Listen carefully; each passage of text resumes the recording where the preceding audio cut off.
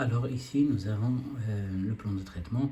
Alors si je veux modifier ou si je veux dévalider un acte, donc la dévalidation de l'acte entraîne un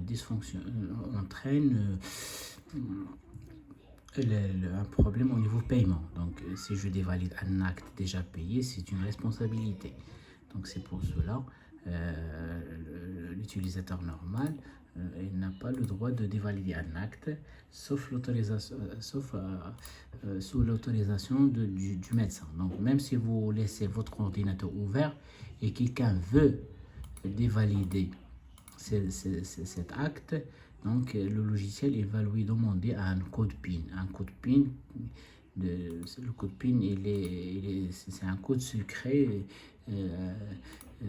On le donne aux administrateurs du logiciel. Donc, et dans notre cas, c'est le médecin.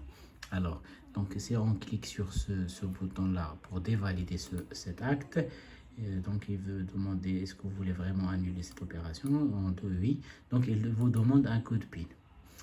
Donc pour votre cas, pour un code PIN par défaut, c'est 4A. Donc on met OK. Voilà, j'ai dévalidé l'acte. J'implante. Donc, dévalider l'acte, ça veut dire annuler l'opération acte terminé. Donc, ça veut dire que l'acte, j'ai validé un acte par erreur. Donc, je peux revenir à l'état initial. Donc, ça, c'est pour corriger des fautes de validation. Donc, et même si vous voulez supprimer un paiement, si vous voulez supprimer un paiement, il vous demande aussi le code PIN. Donc, et toutes ces opérations sont tracées dans le logiciel.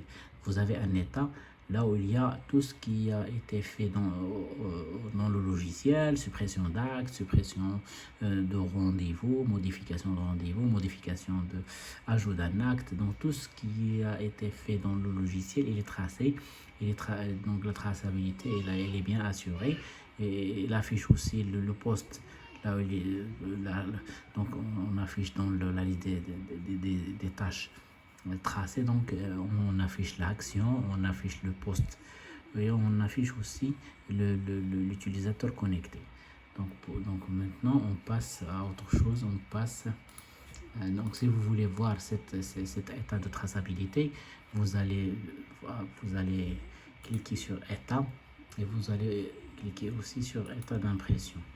Et ici, nous avons l'historique des modifications, toutes les modifications que l'utilisateur a fait.